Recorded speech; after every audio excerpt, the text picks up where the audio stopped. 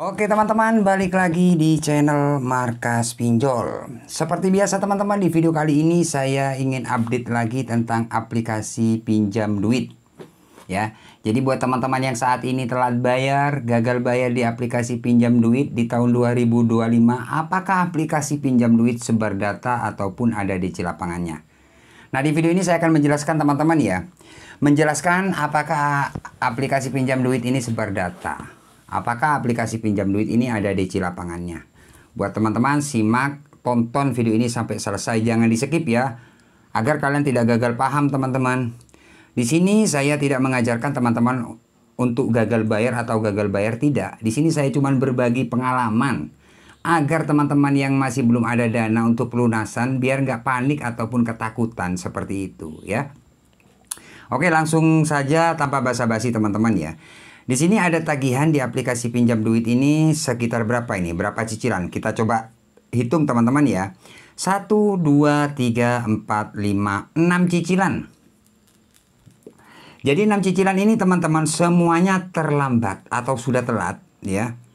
Nah, total 5 cicilan atau 5 pembayaran ini total plus denda plus bunga itu mencapai 34 juta sekian-sekian.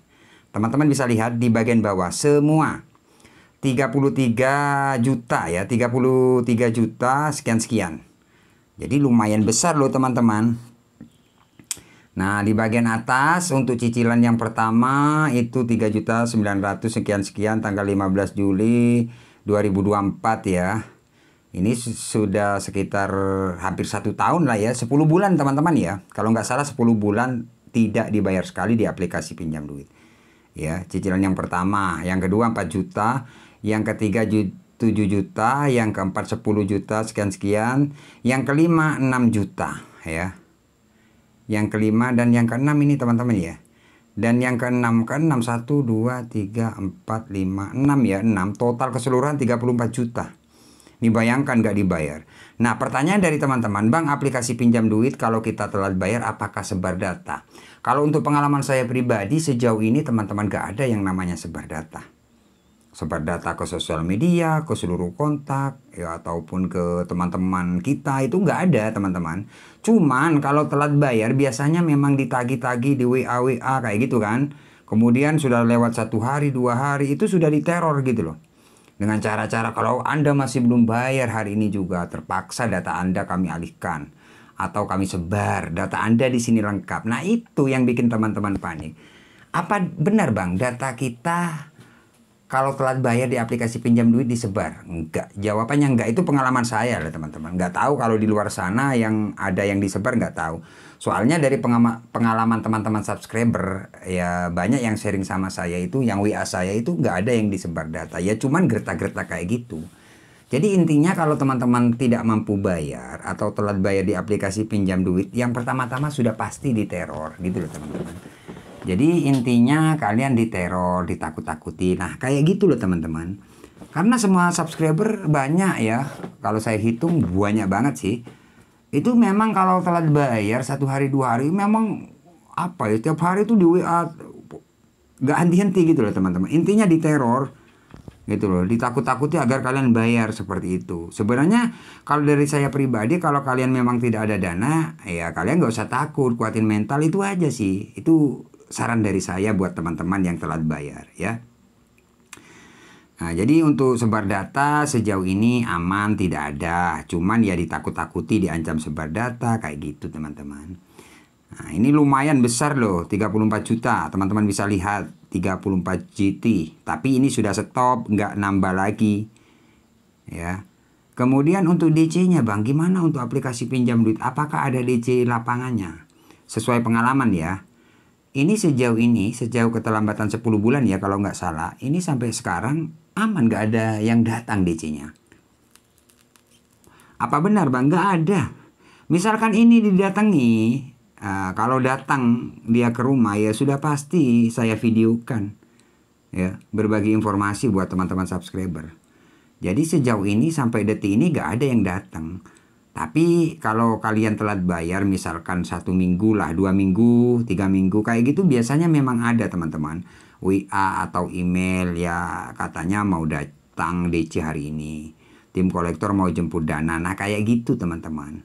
Apa benar bang kalau kita sudah dapat WA atau email katanya DC mau datang ke tempat kerja, ke rumah melalui RT RW, itu benar apa enggak? Jawabannya enggak teman-teman. Ya, jadi enggak ada loh teman-teman. Makanya sering saya update lah. Pokoknya teman-teman yang telat bayar, kalau kalian pengen enggak panik ataupun kuat mental, kalian sering nonton video-video saya.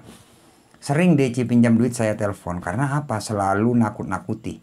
Neror katanya mau datang, saya telepon, saya marah-marahin bahkan. Kenapa saya kok marah-marah? Bukan kita menantang, bukan, karena tiap menagih itu neror terus itu loh, makanya saya teleponin.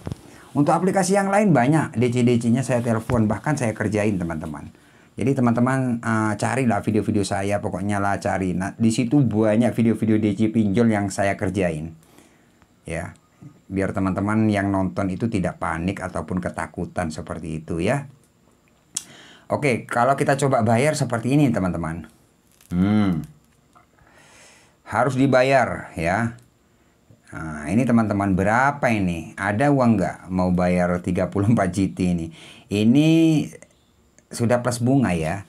Untuk pinjaman awal kalau nggak salah sekitar 15 juta lah ya. Karena keterlambatan 3 bulan mencapai ya kurang lebih 34 ini teman-teman yang lihat nih. Lumayan teman-teman ya. Jadi saran saya buat teman-teman, kalau teman-teman telat bayar, misalkan memang tidak mampu bayar, kalian nggak usah maksa. Perpanjang gimana bang? Nggak usah. Perpanjang tidak akan mengurangi pinjaman kalian. Jadi itu hanya menambah tenor. Banyak teman-teman subscriber saya yang memperpanjang. Saya sarankan jangan perpanjang. Kalau memang nggak ada dana ya sudah biarin. Nanti kalau mau bayar ya sudah, nunggu ada uang. Daripada perpanjang tidak akan mengurangi pinjaman kalian. Nah gimana bang kalau nanti bunganya berjalan terus? Ya nanti kalau teman-teman memang mau bayar, pasti dari pihak penagih itu ada tawaran hapus denda seperti itu. Ya, jadi buat teman-teman misalkan kalian memang ada niat bayar, kalian nggak usah takut bunga. Pokoknya nanti kalau teman-teman sudah telat 1 minggu, 2 minggu, 3 minggu, dipastikan kalian dapat tawaran disuruh bayar pokoknya aja. Untuk bunganya dihapus 100%, itu pasti. Ya, jadi seperti itulah teman-teman ya resiko telat bayar di pinjaman online. Untuk DC di tahun 2025 pinjam duit masih nggak ada ya. Itu pengalaman saya loh teman-teman. Ya, jadi buat teman-teman santai aja. Hutang tetaplah hutang, wajib teman-teman bayar. Tapi kalau teman-teman memang tidak mampu, tidak ada dana, ya kalian nggak usah dalam memikirkan, wah gimana DC nanti datang ke tempat kerja atau ke rumah. Nggak bakalan, oke? Sebenarnya aman-aman saja seperti itu. Yang penting teman-teman kuat mental. Itu aja sih saran saya. Oke teman-teman, terima kasih. Semoga video ini bermanfaat. Jangan lupa like, komen, dan subscribe channel ini. Tunggu video-video selanjutnya dari channel Markas Pinjol.